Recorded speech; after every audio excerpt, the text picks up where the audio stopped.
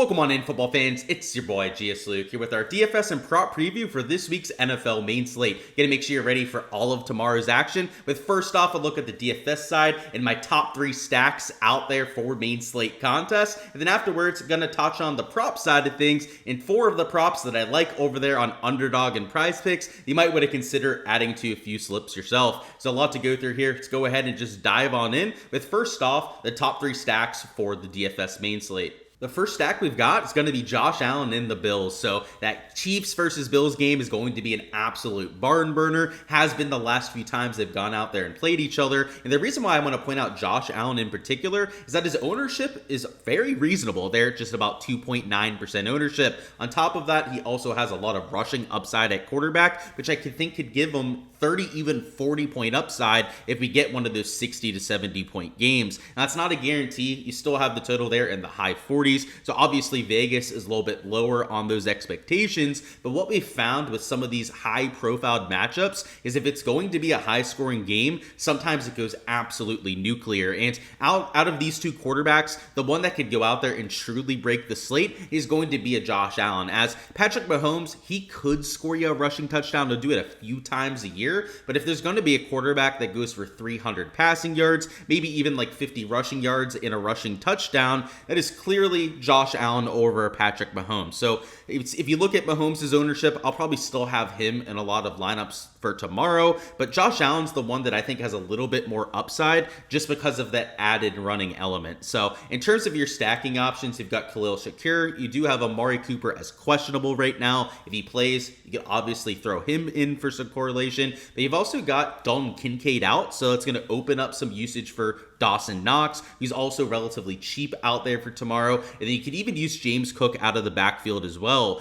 For your buybacks, you've got DeAndre Hopkins, Xavier Worthy, Travis Kelce out there at tight end, or you could even look to a running back in Kareem Hunt for a little bit of buyback. So I like both sides of the game. I think regardless of what quarterback you go with, you're going to be finding relatively low ownership. The issue comes with a lot of your stacking options. So while I've got to keep the projections behind the paywall for the most part, I mean, if you take a look at Kelce, he's there at like 13%. I won't bring up the wide receiver projections as once again, I've got to keep that over there on the Patreon page, but you've got players like a Hopkins at well over 10% as well. That's where you're going to run into high ownership numbers. So I think a lot of people are going to try and take bits and pieces from this game, but it doesn't look like, at least per the ownership projections, that a lot of people are full stacking it in the way that we're talking about here. So I think a way to maybe get a little bit different and still get access to this high total game might be by going out there and full stacking it with Josh Allen. Of course, guys, if you want all the projections, all those ownership numbers at running back and wide receiver,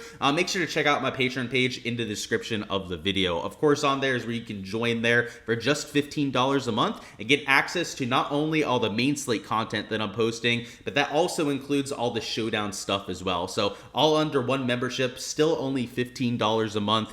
So make sure to check it out if you guys want all these projections and player pool notes. You've also got Russell Wilson as one of our top stacks of the week. He's got a very favorable matchup against the Baltimore secondary, which ranks dead last in the NFL in not only passing yards allowed per game, but also in fantasy points allowed per game. So while the running game has been very stout out there for the front 7 of Baltimore, their secondary has been absolute burnt toast. And also what should be a close competitive divisional matchup, you've also got a relatively high total between these two teams, especially compared to like what we've seen in the past, partially because of how bad Baltimore's secondary has been, but also because of how good Russell Wilson has looked. So that's part of the reason we want to get to him out there in stacks. And though he is carrying a little bit more ownership than what we had there with Josh Allen, 5.7% for this kind of matchup is, I would argue, very fair on a Russell Wilson. And while he's not a mega low-owned player, a lot of the stacking options in this game are a little bit lower owned. So unlike that Kansas City-Buffalo matchup, where some of your wide receivers, tight ends, are there in that 10 to 15% range, outside of a George Pickens, a few other guys there on Baltimore, like Derrick Henry, still going to get quite a bit of ownership. Outside of like your true superstars, the secondary tier players, whether it's like a Freiermuth, a Deontay Johnson, even a Zay Flowers isn't all that chalky this week. A lot of those kind of players are where you can find your leverage in this stack. So I like the matchup. I think Russell Wilson's going to be throwing the ball downfield quite a bit. And while I do think that the Ravens should be favorites against my Steelers, it hurts to say, but they're the team with better talent level at this point.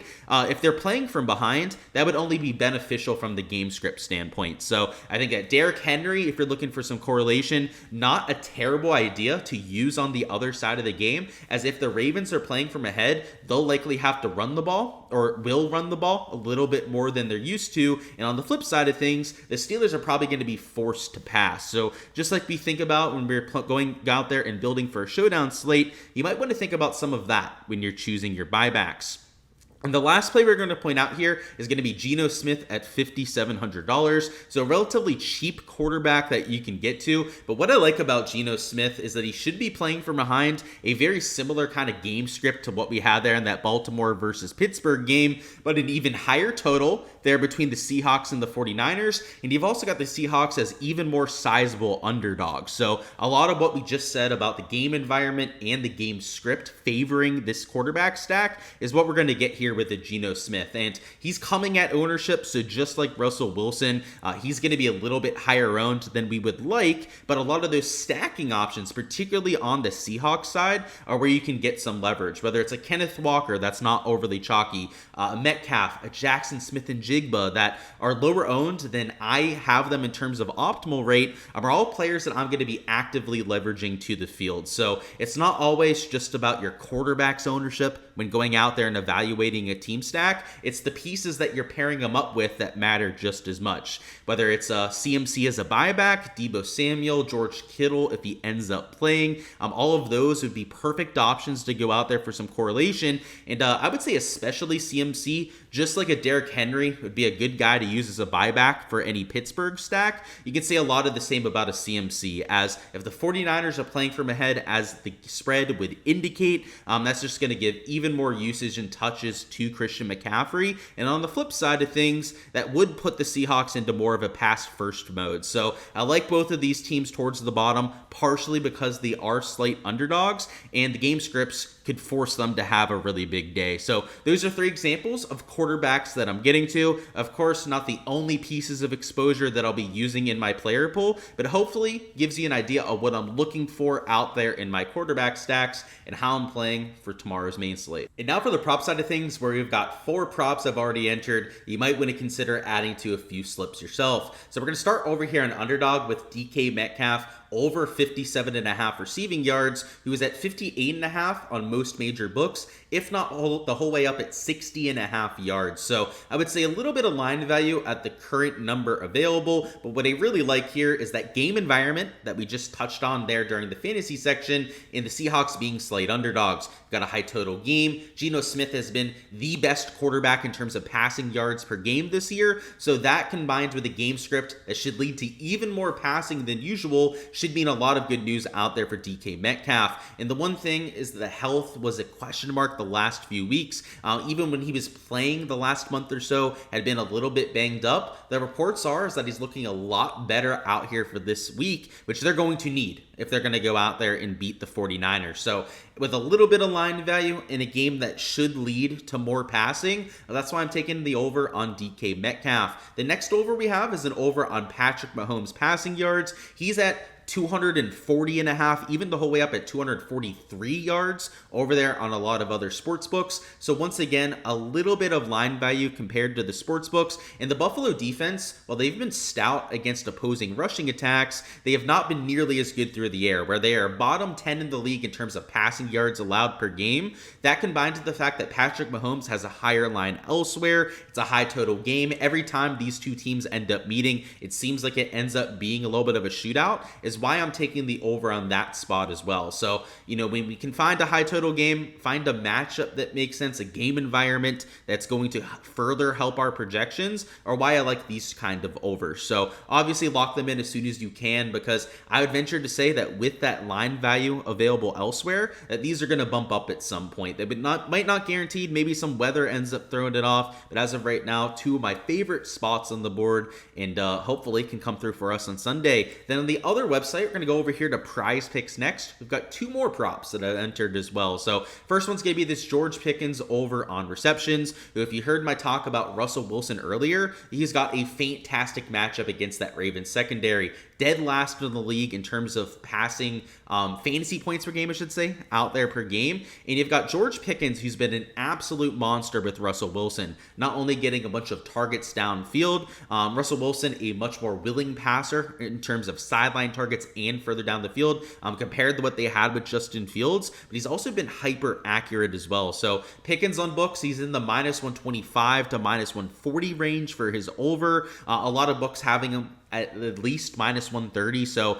definitely towards that plus EV line that we're looking for, and it makes a lot of sense considering how bad that Ravens secondary has been. So I'll take that over. I'll match him up with this Davante Adams over at 5.5, who's also about minus 130 juice for his over on books. And though the matchup isn't as good as what we have with Baltimore, it's hard to match, right? The worst defense in the league against opposing wide receivers, but the Colts have also been bottom 12 in the league at stopping wide receivers. So they haven't been elite by any means. They're not even average in that category. And considering that the Jets are in must-win mode, if they want any chance at making the playoffs, they're essentially going to have to win out at this point. I think you're going to see the superstar wide receivers, whether it's a Garrett Wilson or Davante Adams, get quite a few targets out there for tomorrow. So the reason why I took Adams is he's at 5.5 as opposed to 6 targets, receptions, I should say, over there for the other side with Garrett Wilson. So Davante Adams at 5.5, he has the most chemistry, of course, out there with Aaron Rodgers long term. I think the more and more they play and practice together,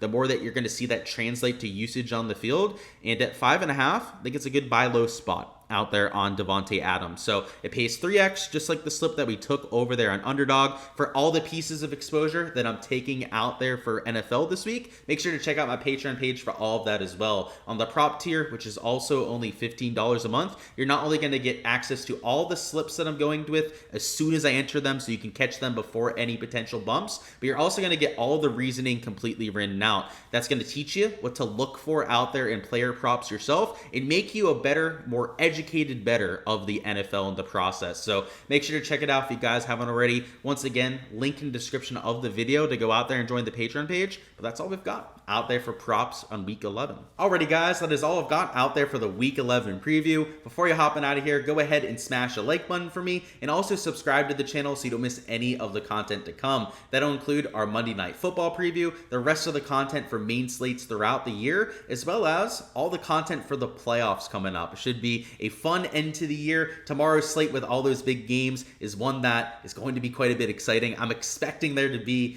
some crazy stuff that ends up happening. So hopefully ends up going our way out there from the DFS side and over there with some of our prop exposure. Let's get into the green. Let's make it a profitable one and go out there and make it a Sunday to remember. Before you hop on out of here as well, you can go ahead and comment down below who you've got as your top scorer on the fantasy slate. Once a player's taken once, they cannot be taken again. And if you end up getting the top scorer correct, it'll be in terms of Draftkings points, by the way. You win a free month of my Patreon page. So if you want to see what the tools look like, if you want to get a little taste for what the Patreon page has to offer, if you don't want to pay for it, understand that, right? Go out there, enter the giveaway then, right? So best of luck over there on that side of things. It'll be first come, first serve with players for the giveaway. So once somebody's been taken once, they cannot be taken again. So once again, top Draftkings score will go out there and win the giveaway. But that's all I've got out there for the Week 11 preview. Best of luck, as I've already mentioned before. Let's go out there and get after it out there for tomorrow.